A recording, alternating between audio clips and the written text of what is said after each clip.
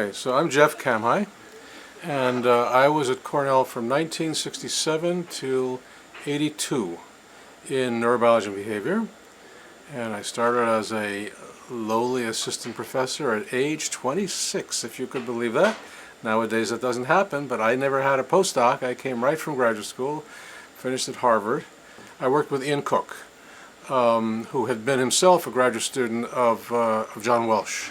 And Ian was interested in neuromodulation in crayfish, and I wasn't.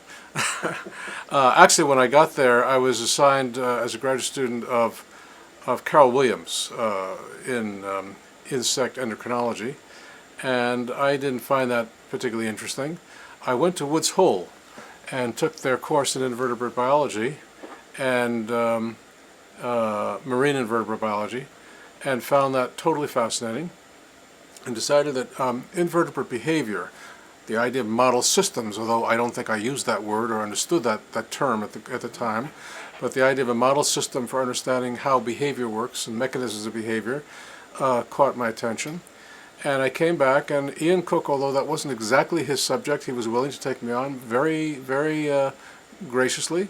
And that's what I studied. And I had E.O. Wilson on my committee, and I believe that I was the first student on whose graduate committee E.O. Wilson ever served, because he became an assistant professor as I became a graduate student.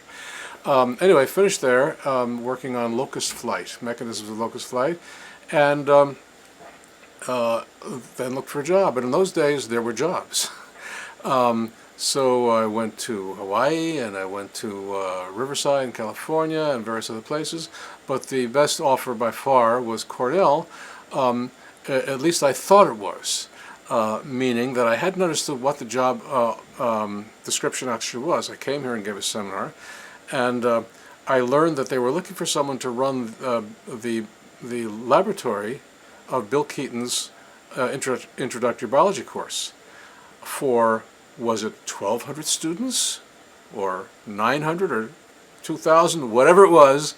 I didn't think that was gonna be a good idea. And I had the hubris to say so. Here they're offering me a job, and I said, no thanks. The amazing thing was they created a job. And that was extraordinary. So I was actually hired through the ag department, agriculture, although ag school. Although, as you know, Charlie, the you know very well because you're here. This department, life sciences here, has both ag and arts people. So I was an ag person, but that really was just a question of where the salary came from. I was a fully integrated member of this department, and there were fantastic people here. I mean, Tom Eisner and Bill Keaton, and Steve Emlin was already here, and Dick O'Brien, and others. Frank Rosenblatt was here then also.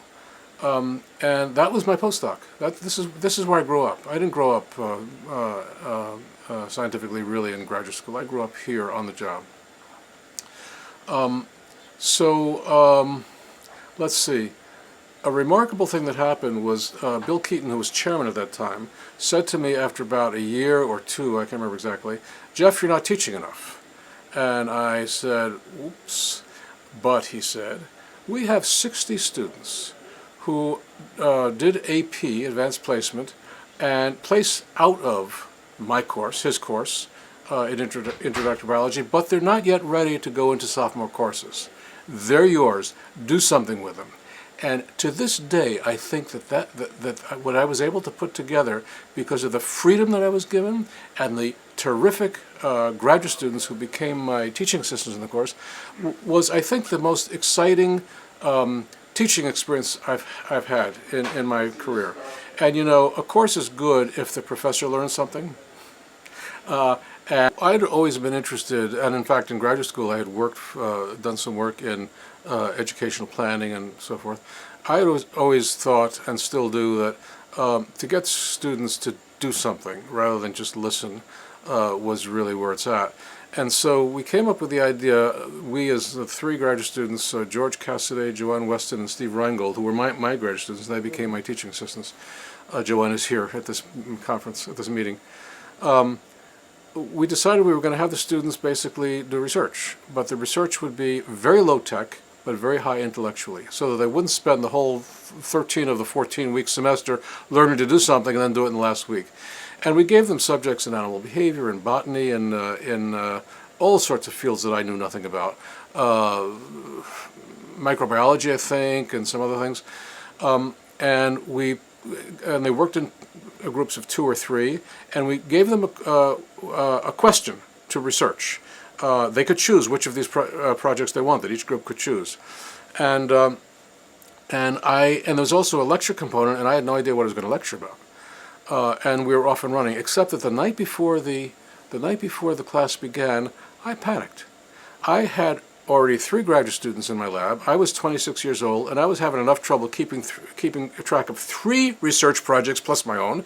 And here I had, what was it, about 20 different research projects. How was I going to keep track of that? The answer is, and this was one of the great personal discoveries to me, they were all the same project because they were all, what is science? What's the nature of science? They're about how in an experiment you give an input to your subject, how you record an output, how you relate the input to the output, and thereby learn something about what's inside this animal or plant or cell or organism, whatever. And where the key mistakes are made. The key mistakes are often made that when you think you're giving input A, you're also giving input B and C, which are not the ones you want. And you didn't know you were doing that. So you have to do some sort of control to rule out B and C. And this became fascinating to me. I was watching science in the making and finding it was a unitary process. And I still think that's the case and use that idea a lot in my thinking, my teaching. Anyway, so that course went on, and about half the students loved the course and about half hated the course, because those who hated the course were the ones who wanted to be told what to do, and we wouldn't tell them. They said, well, what do we do now? And the answer would be, well, what do you want to find out? So that was, for me, a great experience, and almost my first experience in teaching at the university level.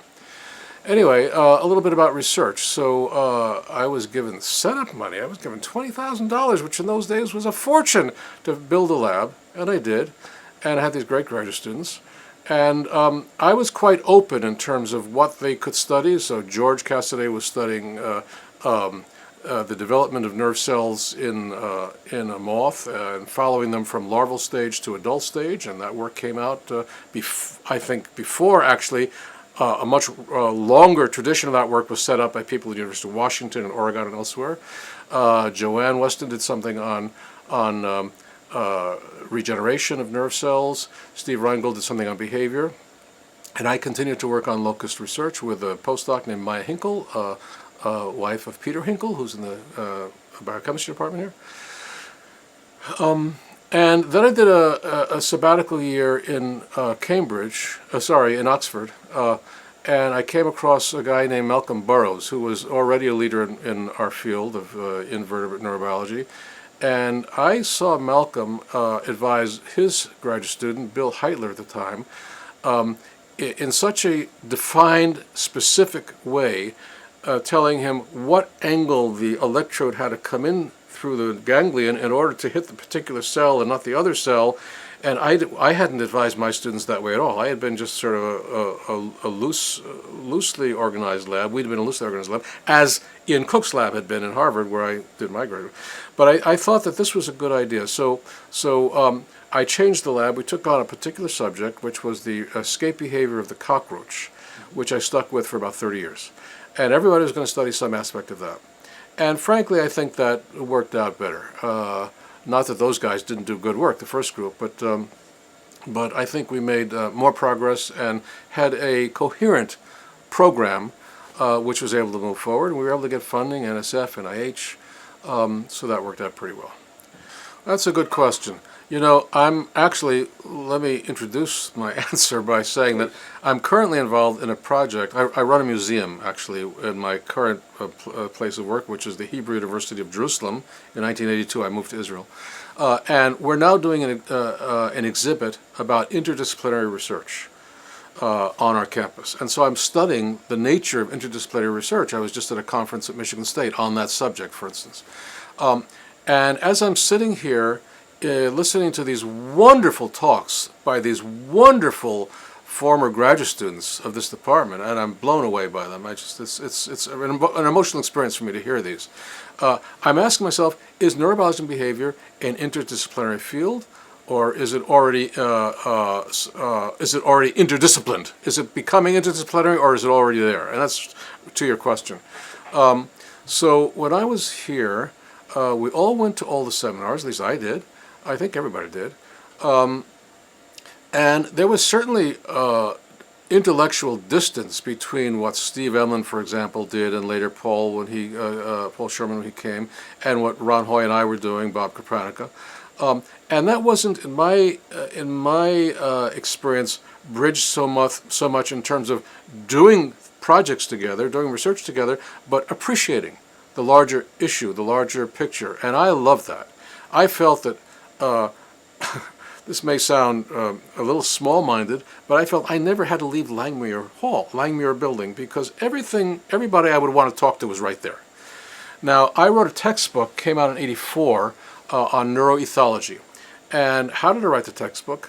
I talked to Bill Keaton, I talked to Bob Kopranica, I talked to Ron Hoy, I talked to the late Mel Crichton, I should say the late Bill Keaton also. And I learned so much in the hallways. This was because I was writing a textbook and I need to know that stuff. It wasn't as a part of my research effort, but nevertheless.